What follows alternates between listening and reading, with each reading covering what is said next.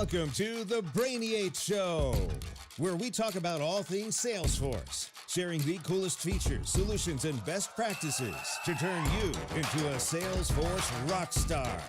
Here's your host, former attorney turned Salesforce consultant and trainer, David Giller. And again, it hangs right there. Why?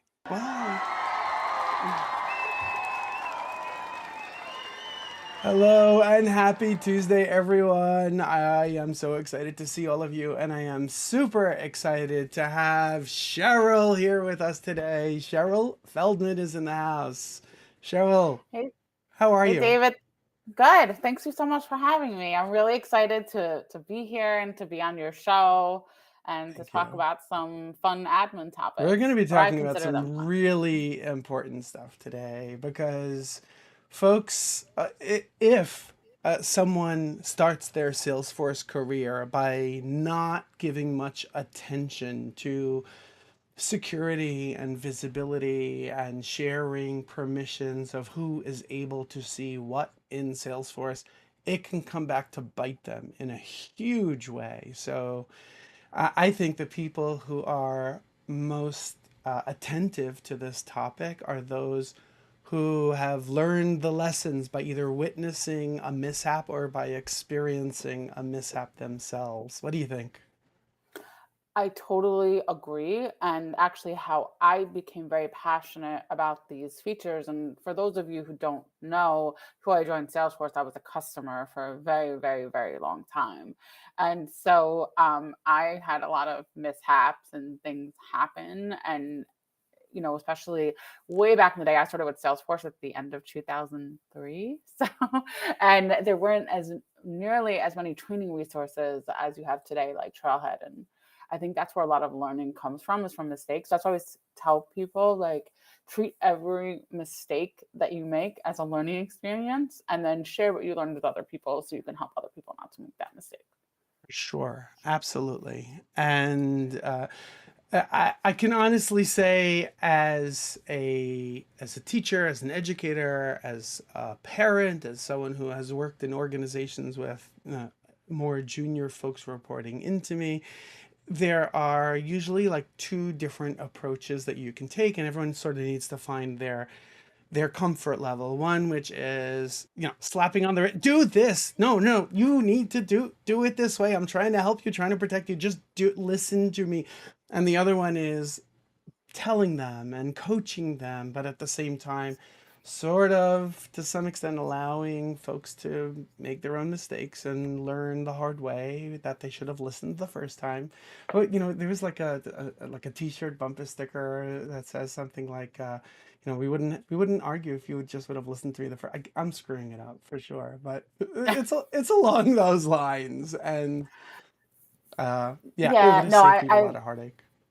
I totally get what you're saying, and I think if talking about, like, probably there's a lot of Salesforce admins watching this. If you think about your career path, management could be one of those things, and think about mentoring and coaching and how that could lead to a career path for you. And that's how it led to my own career path of becoming a manager and eventually a VP at an organization, where I was mentoring and coaching a lot of new admins and VAs, and not just saying, do it this way. It's, here's what we are trying to achieve, and here's why you should do it this way, and explain the why so they can apply that to other situations. For sure. And with that being said, some of the stuff we're going to be talking about today relates to, so we're breaking it down to two different subtopics, essentially. So one is securing your Salesforce and best practices on how to make sure that the appropriate folks see and have access to the appropriate type of data, the appropriate records, or even the org itself. And the second component, which I refer to as the screen share piece, is on expiring. Why am I drawing a complete blank? Brain fog. Oh my God. I just turned 53 yesterday, so I'm going to attribute it to that. Happy birthday. Okay, thank you. Thank you. Expiring assignments for permission sets and for permission set groups. And honestly, I think that is incredibly exciting because we all anyone who's been a Salesforce professional has been there before, where we need to temporarily give some extended permissions. Maybe I shouldn't use the permissions. Extended uh, access. I wanted to say Yeah. overarching, but it's not. That's too strong of a term. But additional access for folks, but it's meant to be temporary, where there's a particular time period, a particular initiative or problem that we need to solve. So it's only temporarily that we want to give them additional stuff that they should be able to do in the system. And I'm trying to stay away from words like permissions and permission sets, not to be confused with the actual Salesforce terminology that's associated with it. So I'm really excited about Cheryl, you sharing some of these really cool features, even though it's in beta right now, but no reason to not be excited about that. And of course, for anyone who has not been part of the live show before, the show is broken up into 3 different segments. So the first is the talking head segment. Today we're going to be talking about securing your Salesforce. The second one is the screen share segment, where we're going to be talking about expiring assignments. And the third one is going to be open Q&A, where we will answer or try to answer any Salesforce related questions that any of you have, whether it's related to the topics that we're talking about today or anything else, so long as we're able to help. And what I love about this weekly live show is that folks often put a question and someone else who's in attendance actually answers the question before we even get to it. So I think that's really cool. And that's part of what the community is all about. Anyway, since we all know I could babble forever, I will shut up now and let's move on to the first segment and let's kick it off, Cheryl. So, securing your Salesforce. Cheryl, teach Yeah. us. Give us some wisdom Um, here. so I would say you need to think about things in personas. That's where you should start. Anybody who's starting as a Salesforce admin, or let's say you're taking a new job, let's say you're an experienced Salesforce admin and you're taking a new job, or maybe you're a consultant and you're starting on a new project or you're joining a new project. Who are the key players and what do they need to do and where and with who? And those are going to answer a lot of your questions from a requirements standpoint. And I also want to highlight that because any new admins who are out there who are listening to this is another way for a career path to become a business analyst, is to think about not just somebody tells me to give somebody access to a field, but why? What's the why behind it? And why are you doing that? Isn't it funny, So by the way, how a lot of times the folks asking for something get all bent out of shape as soon as you ask a 3-letter word? Why? why? That I think it's so funny how a lot of times people get like very defensive. What do you mean why? It's because I'm the head of blah blah blah. That's why. Yeah. Anyway, I don't Yeah, mean to digress. that's okay. And so I think you first need to think about it from, and there's some great videos that Salesforce puts out there that you can find called Who Sees What When, I believe is what they're called. And it's a series of like separate 5-minute videos that walk you through these different features. And they also have corresponding trailhead modules as well. Um, but the first thing you need to think about is your org wide defaults. And what I mean by that is if you're in setup and you go to the quick find and type in sharing settings, you will see a list of your objects and what the org wide defaults are, and then how you can manage that and think about how you want to manage that, and then how you potentially can open them up. So let's take a requirement. Let's say you have a requirement that everybody can see everybody's customers. That's okay, right? So, but only the person, the salesperson who would likely be the account owner, can edit them, and maybe people working with them, and so can edit it. So, you would probably want to make your account object public read only, right? So, that's an org wide default. And then you would likely want to use something like account teams or something like a sharing rule, something like that. And you can even set up default account teams on the user record to automatically apply account team access when accounts are created or transferred over to that salesperson. So maybe they have an assistant, maybe they have other salespeople or support people or engineering people or whoever else is in your company working alongside them that'll be able to edit. So that's one way. Then let's say everybody has access to see everybody's customers, but let's say that there's a field that maybe has some confidential information in it. And maybe it's something around commission or something around some financial information. Maybe you only want finance and executives to see that. That can be controlled by something called field level security. Now, you can set this right from the field, or you can go to a permission set and set this for a number of fields. You can also do it from a profile, but I'm always going to recommend permission sets over profiles, and I can explain why later. But those are things that you really need to think about. It's not even just record access, it's what's actually on those records you need to think about and what do people need to do with it. Can everybody see all the fields? Can everybody edit all the fields? Because let's say you have somebody in finance and maybe order processing that just needs to update one field. So they should have read only for, and you can do this at the page layout level or the permission level. There's pros and cons to each. And then you can just have them the ability to edit like the 2 or 3 fields, because also it makes it more streamlined for your end users. It also makes a simpler user Yeah. interface where Yes. even if it's not from a confidentiality perspective, but it's just these are data points that are not relevant to a certain group of users for their job, let alone it's editable. And when they need to find the fields that they do need to populate, to update, they shouldn't have Mhm. to sift through the clutter. It's the equivalent of the admin putting pop-up ads all over the place in Salesforce, and you're Mhm. creating this mental burden for the users Mhm. to have to sift through all of that noise to find what they really need. Mhm. And I think also this also helps you really secure things. So it's both a user experience thing and a security thing.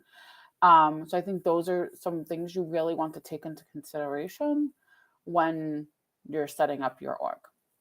Um, Something else that I want to mention, which admins get tripped up on this a lot.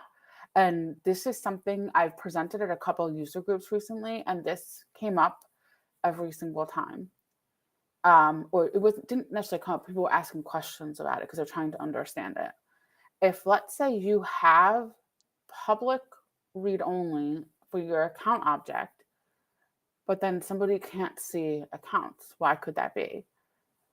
Check either their profile or permission sets that are assigned to them. Unless they actually have read access on accounts, it doesn't matter what your org-wide defaults are. They won't see them.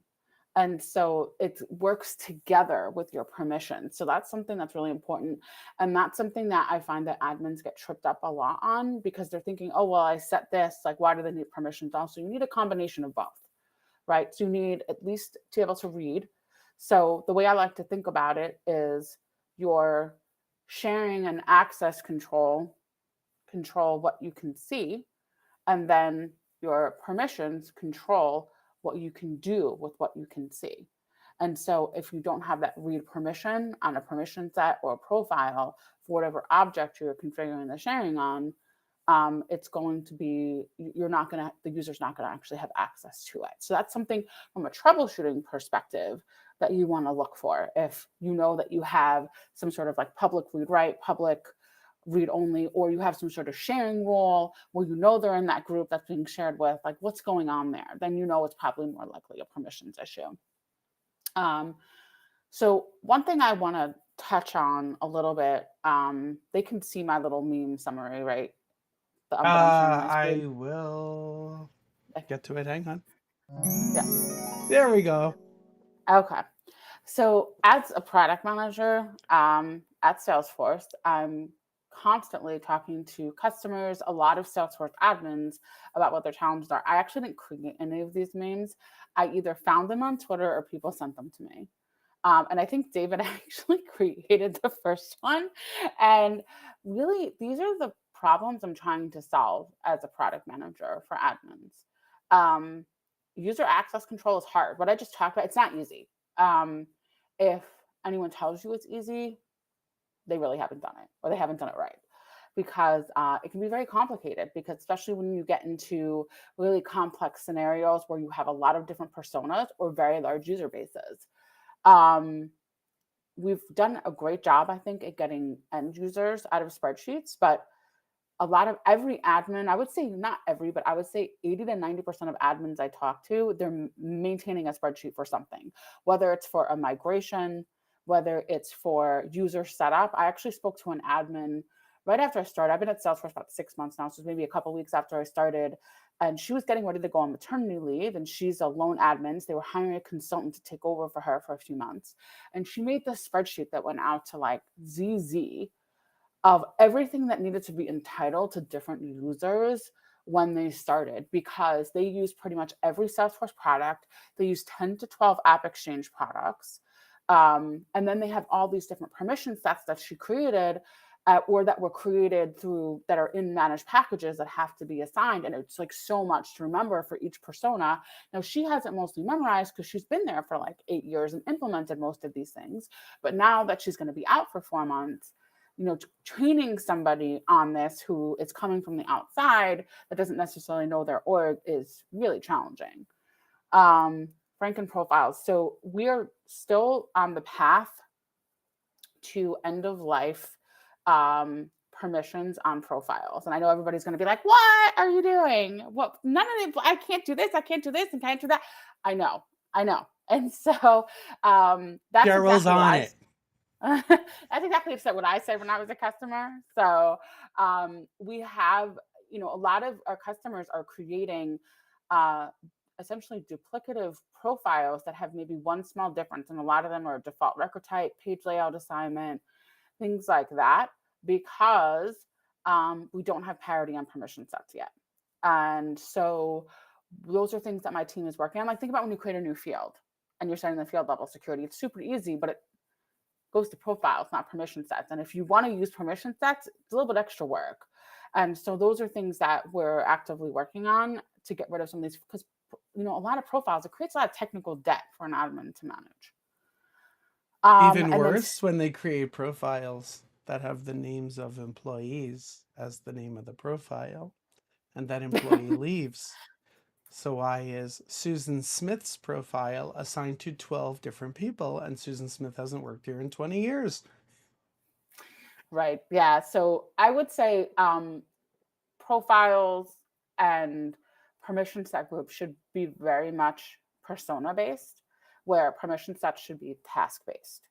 And I'll talk a little more about permission set groups in a second, because there's some features there that I think a lot of admins aren't necessarily aware of, that we need to provide better documentation and better training on. And we have some trailhead modules, but from talking to admins, we need to get out there more with those features. And then the next one is around super permissions and delegating access.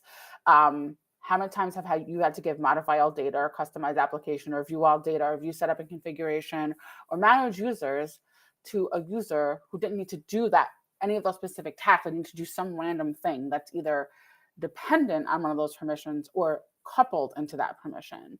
And so sometimes you have to make some really tough decisions, especially for the admins and developers out there in your highly regulated industries, where you're audited all the time, where you have a regulating agency that's constantly looking at access, and the compliance folks. It can be really, really challenging place to be.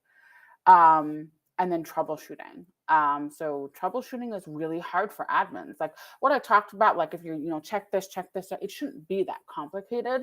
You have to check 20 different places. Or if you're trying to figure out, well, which permission set might have this, you have to click in a lot of different places into permission sets to figure that out. So we're working on all of these things, but there's a couple things I will say. We do have a labs app that my team created. So that Labs app was actually created by the engineering team aligned to me. So it was created by Salesforce. And um, it actually helps you report on some permissions and do some analysis on them, as well as it allows you to take a profile and convert it to a permission set. Now, there's maybe somebody in the audience like, well, I get errors on it. Yes, I know, we're fixing it, but we are also making an investment in it. And so what that means is we're going to turn this into a Salesforce managed app. We're actually working on that right now. And so what that means is it will still live in the App Exchange. However, we will put a link in the setup menu for it, and it will be supported. So if you have an issue, it's no longer trying to chase after me or somebody at Salesforce. You can just open a case. And so we're working on that right now. I don't have a timeline because there's some other stuff that's happening in the background. But it should be within the next, like, I would say 6 months. Obviously a big safe harbor because there could be things, because we're working, there's a lot of legal things and support things we need to do to make that happen. But that's what we're doing. And we are investing in it. We hired a full-time resource to work with me on improving this app. And something that new that we're going to bring to this app that'll probably be out in about a year or so is the ability to compare access of two users. Because so you get this, why can Jane edit this field but Joe can't? Compare Jane and Joe and see their access. And we're looking at not only comparing permissions access, but also sharing access as well. And so, and looking at that and giving that to admins, because I read some studies and also from my own conversation that some admins spend 65% of their day troubleshooting. When you really don't want to be doing that, you want to be building cool flows and innovating and building cool things for your And users, helping the but you're business and solving problems. yes. And so this is what I'm trying to do. These are the problems that we're trying to solve for admins. And if there's other challenges that you have for my future area, like, reach out to me. But this is like essentially the meme summary of what our customers and partners are experiencing and how we're trying to make it easier for them. Cheryl, the Salesforce Labs app that you mentioned, is it called Permission Helper? Yes. Mhm. Okay, so what I'm going to do is I am going to drop a link to it on both YouTube and the LinkedIn live stream right now. So at least for Mhm. folks who are on those live streams, you can access it quickly. I'll also remember to make sure to put it in the show notes in the description on YouTube for folks to easily access it later on. Yep. And so these are some of the challenges that we're looking to solve. And I think something else I want to mention that I really want to encourage admins to look at is custom permissions.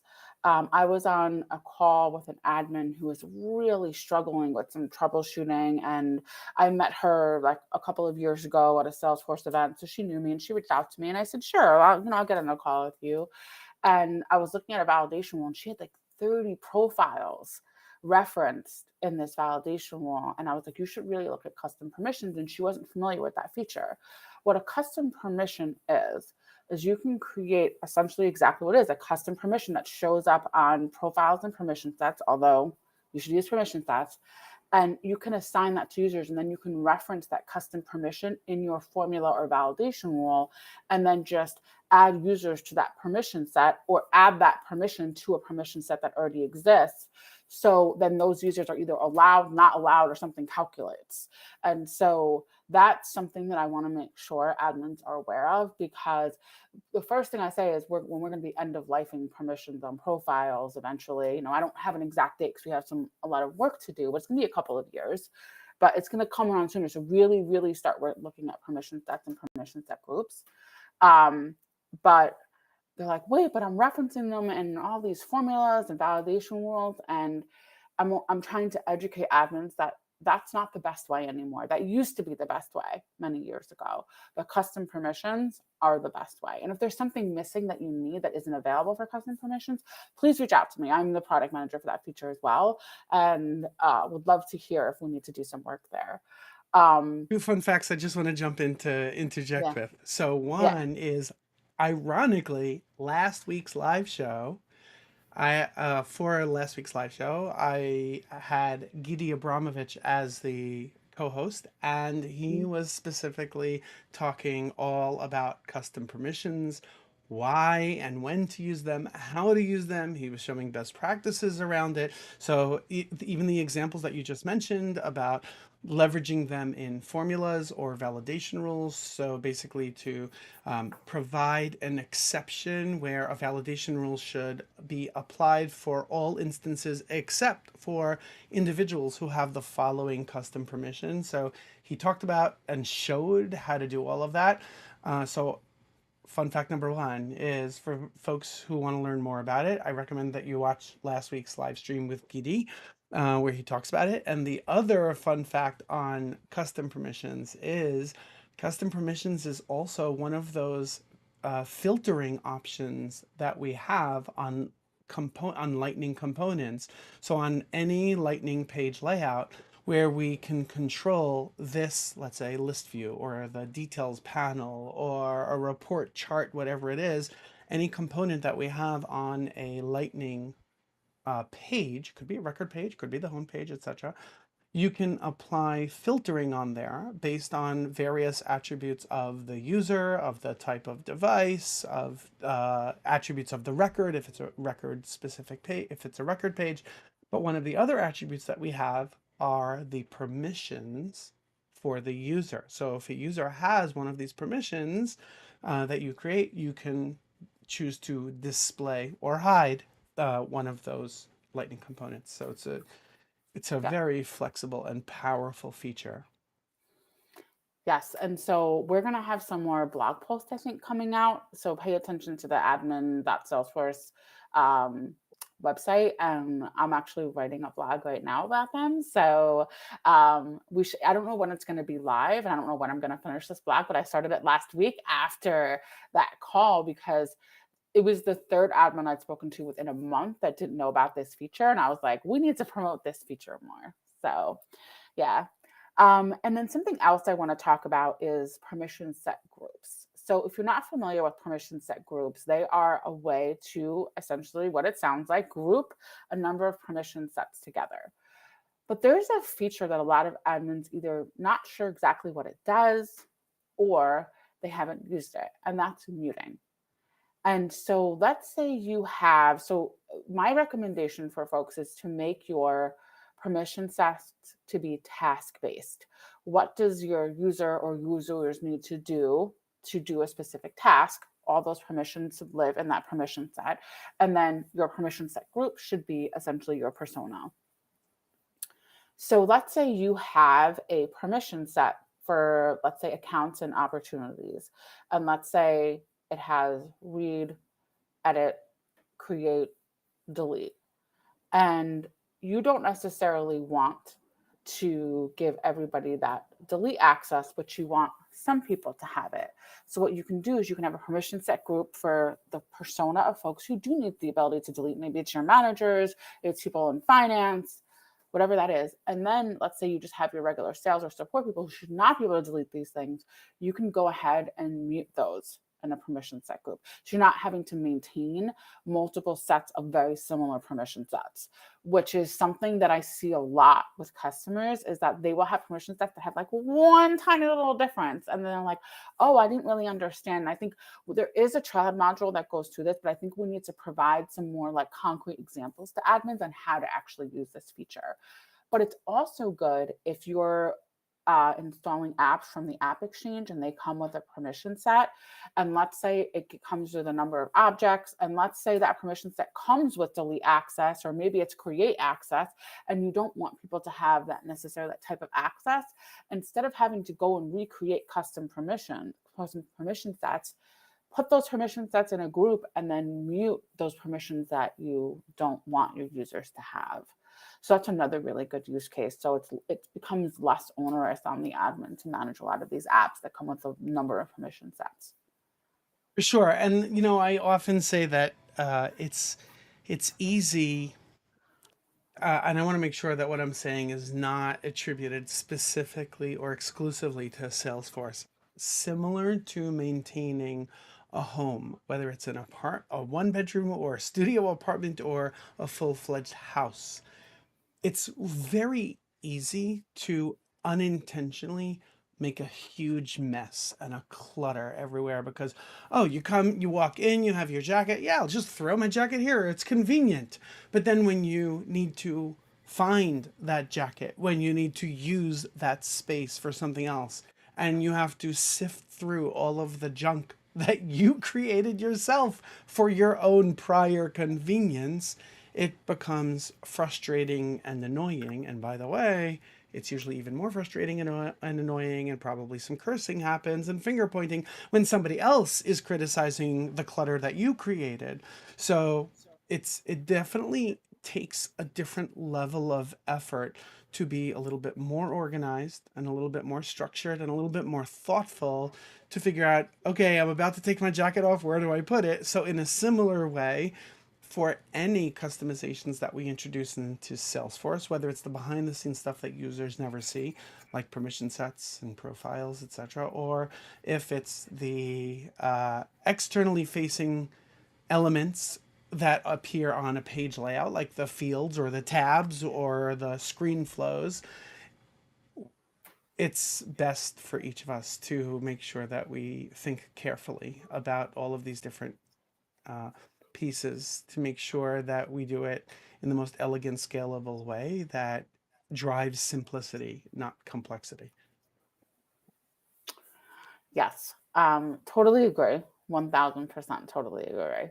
And I think that's something that I think um, a lot of admins struggle with, not purposely, but it just kind of ends up just because sometimes permission sets aren't the easiest to understand and it's very hard. And this is something I recognize. And we are going to start working on the UI, not for another little while. We have some other work we need to do first, but something, and I'm hoping some of the enhancements we'll make to permission helper will help with this.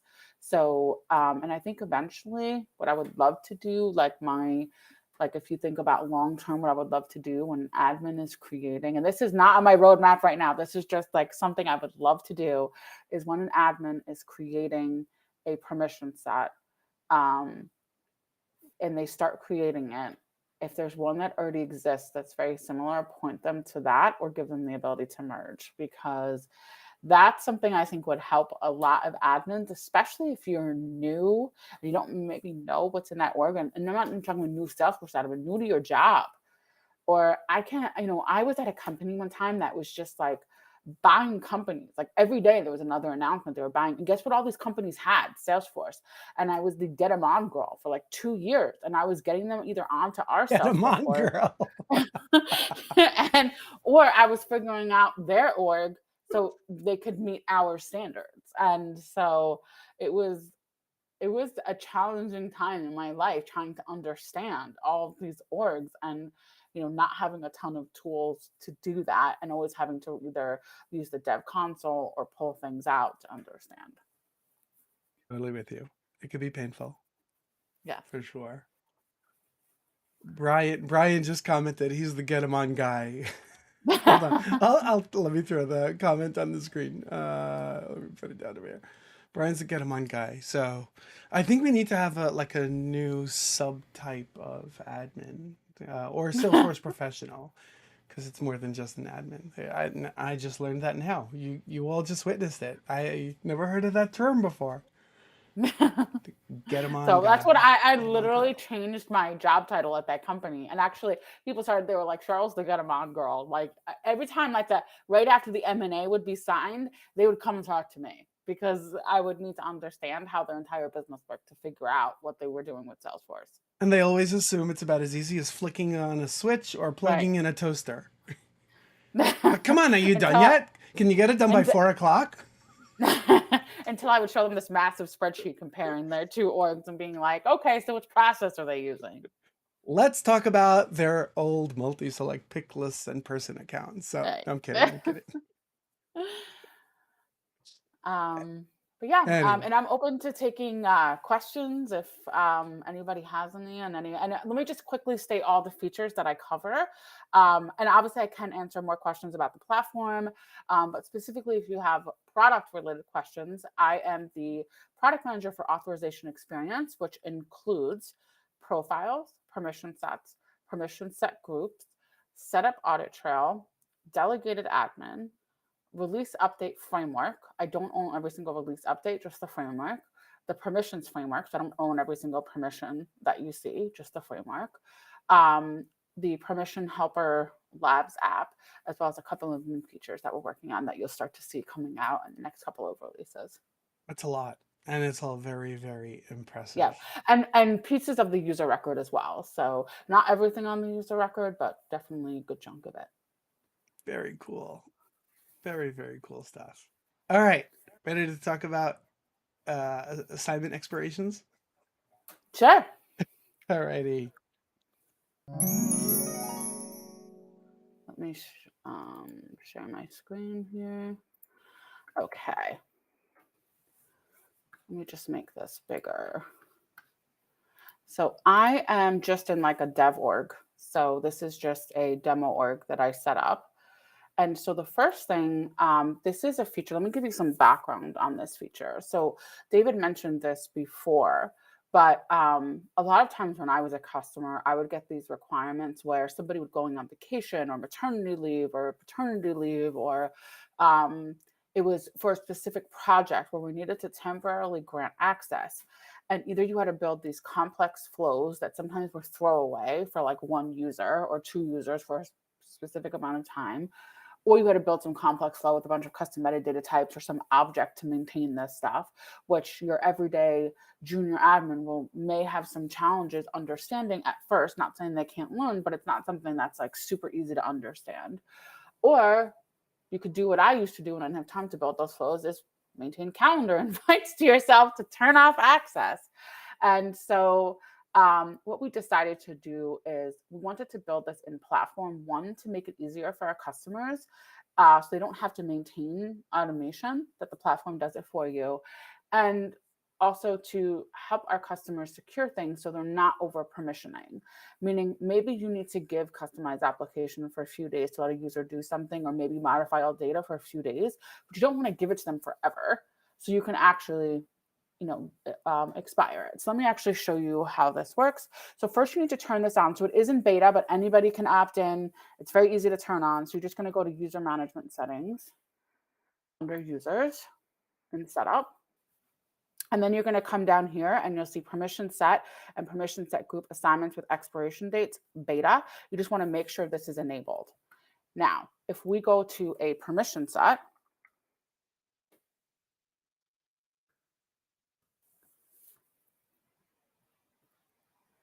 and let's see.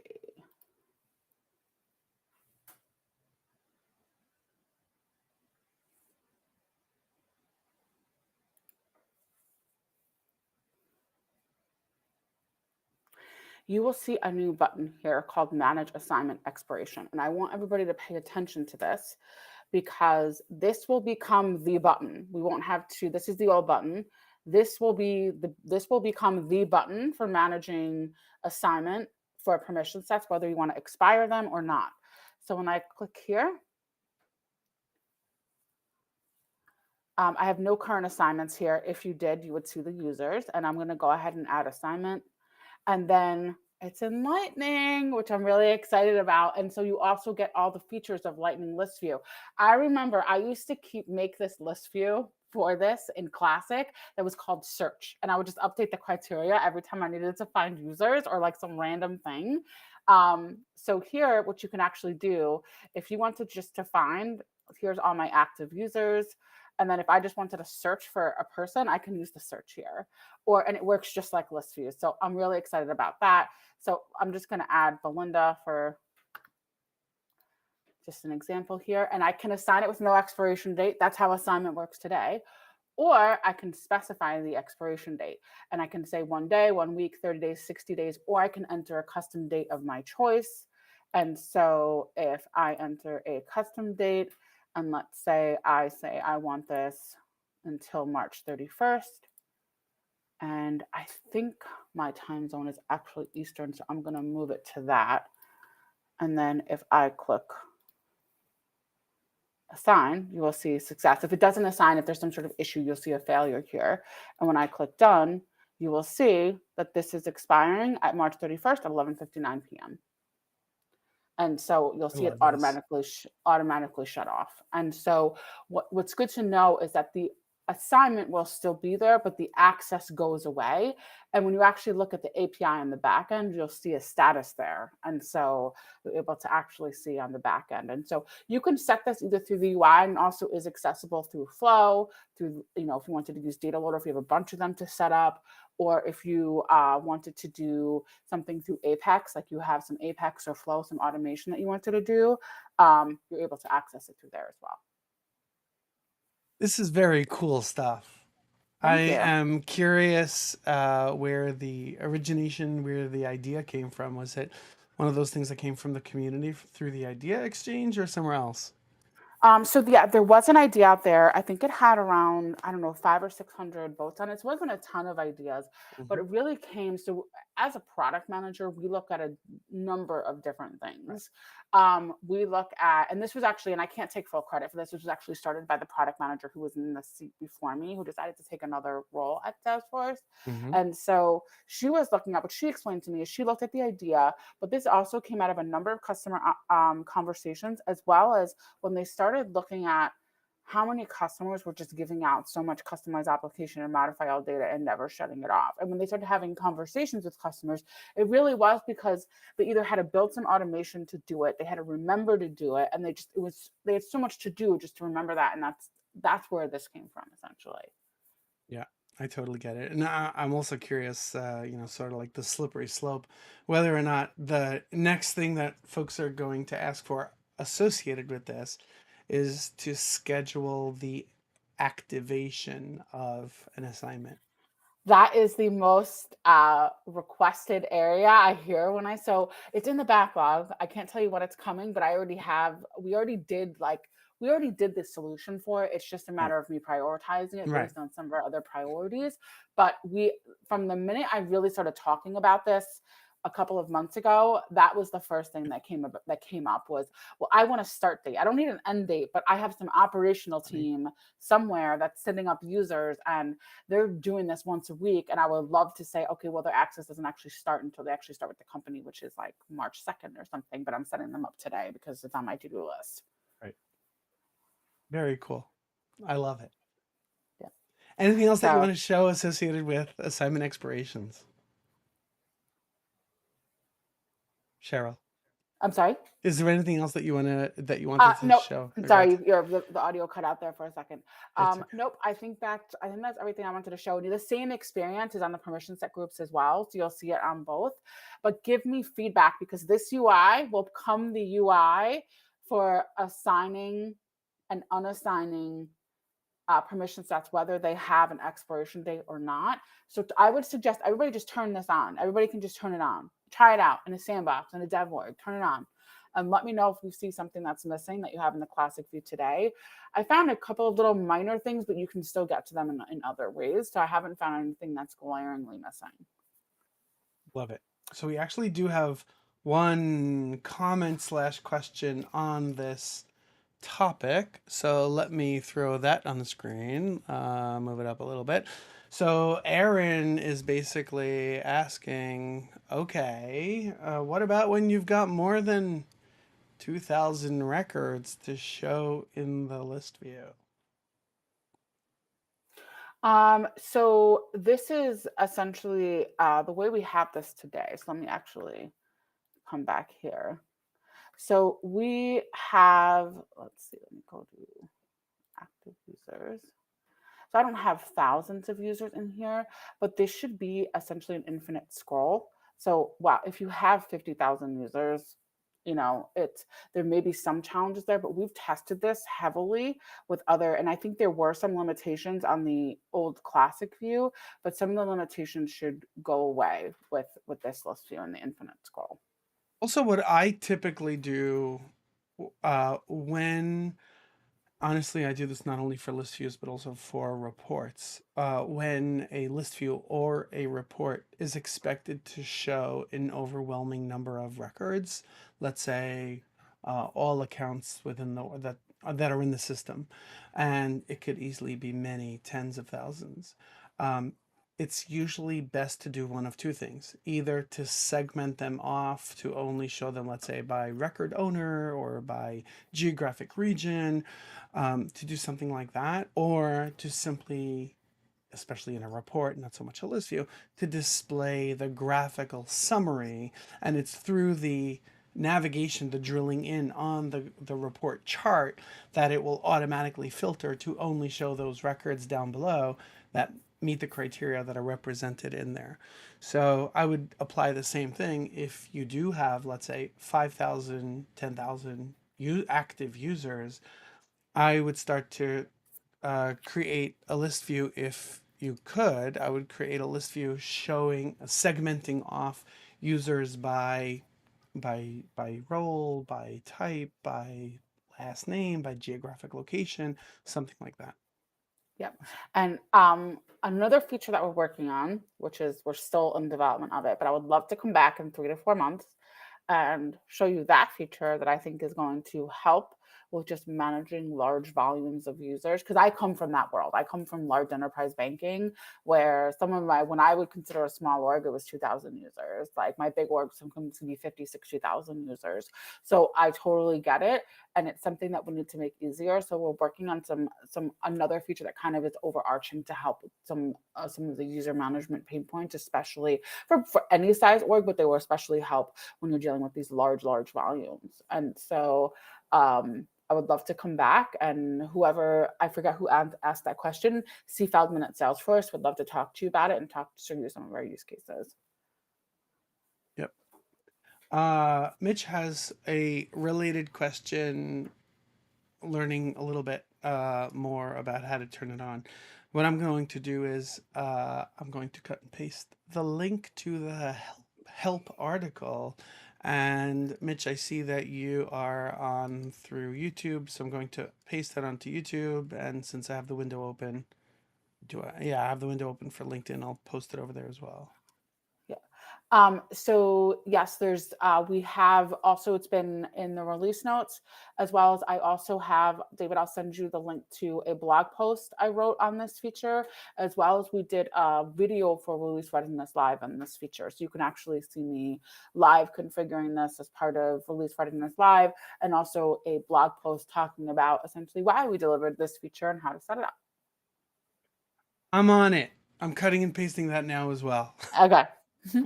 Awesome. Hang on one second. Let me just cut and paste this so that everyone can access the link to the blog article.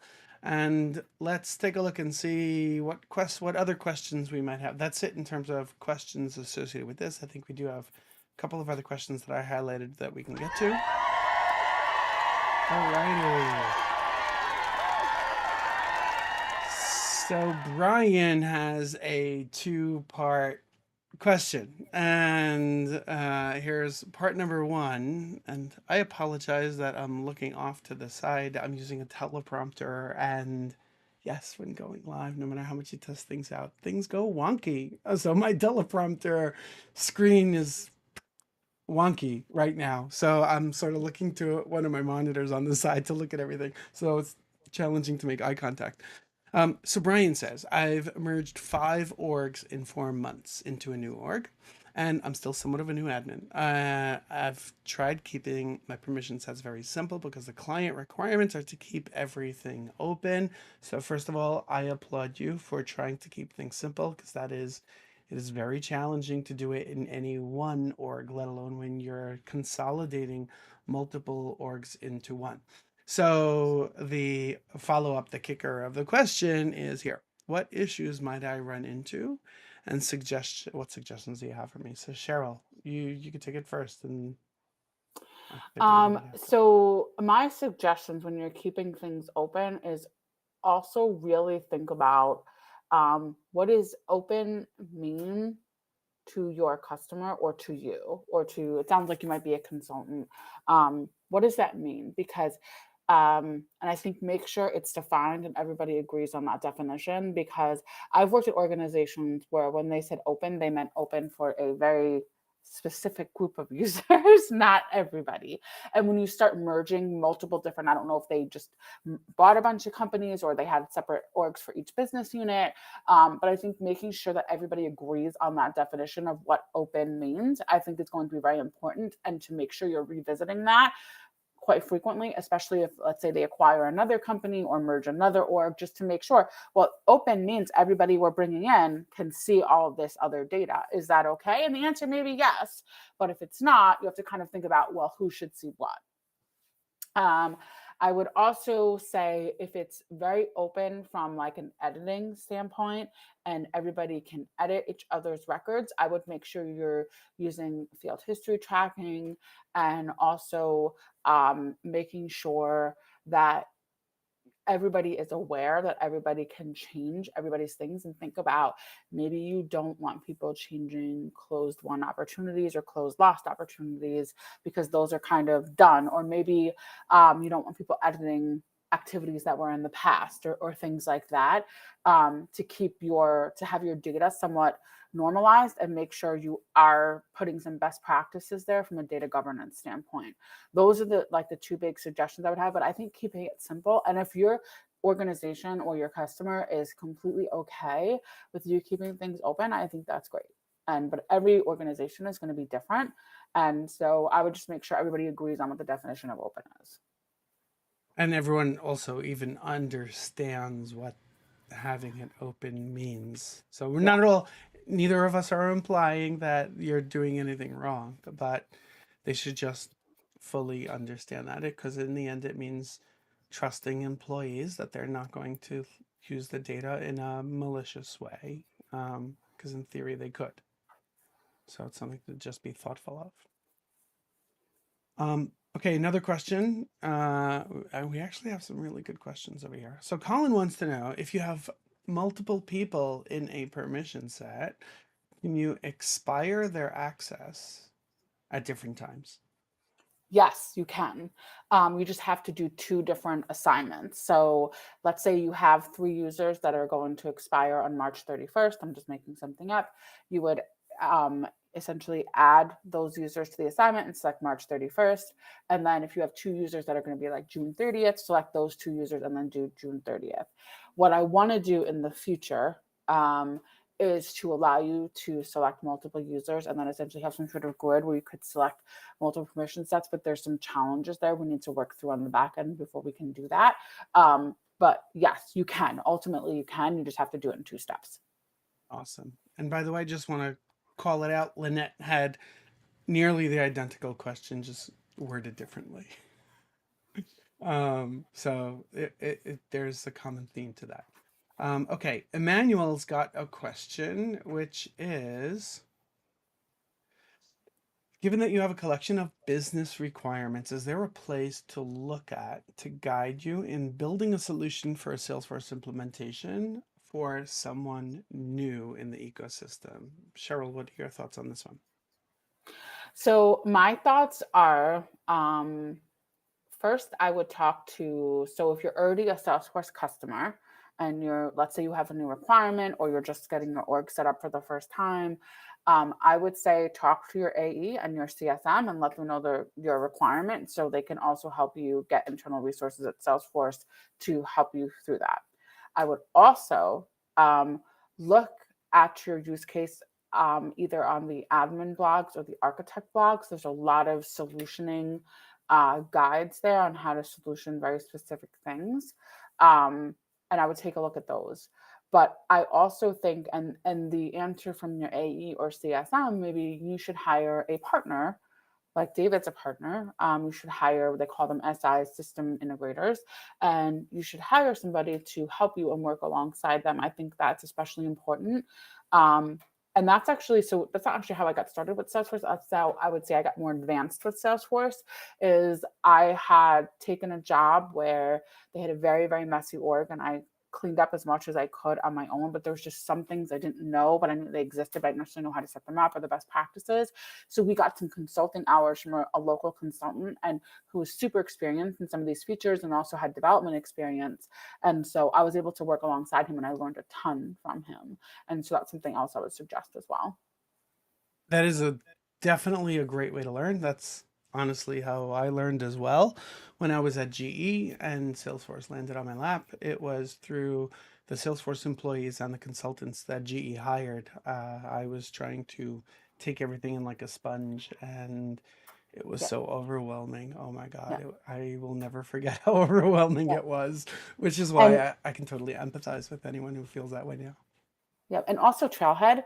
So Trailhead may not have your exact use case, but they will have other use cases that you can learn and say, oh, I learned how to do this and I could apply this to my business requirement. And so maybe you're setting up like an HR, you have an HR use case or something.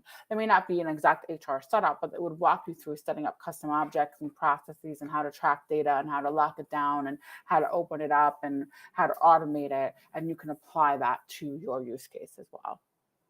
One thing I definitely want to make sure to call out, not only to you, Emmanuel, but to any other Salesforce professional out there, when you have business requirements, make sure that the business requirements are not of the technical nature.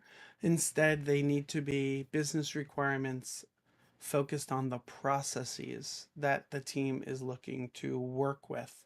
So they should be more aligned with functional, what are the functional steps in the process for, let's say, bringing in leads, converting leads, managing customers, tracking of deals. So what is the definition of a deal? What are the pieces of information that we need to capture when we have a deal? How do we assign deals to the appropriate people on the team? What happens once the contract is signed? How does the contract get signed? So all of the functional elements, not so much of the technical kind.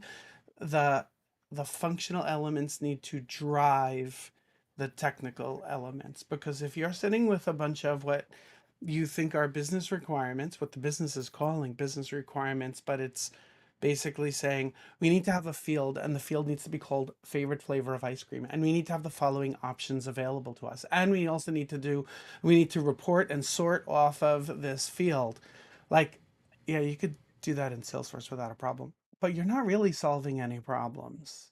It's better, I think, to focus on what is the process around this piece of information. So, what is the process that the team, that the business wants to operate with?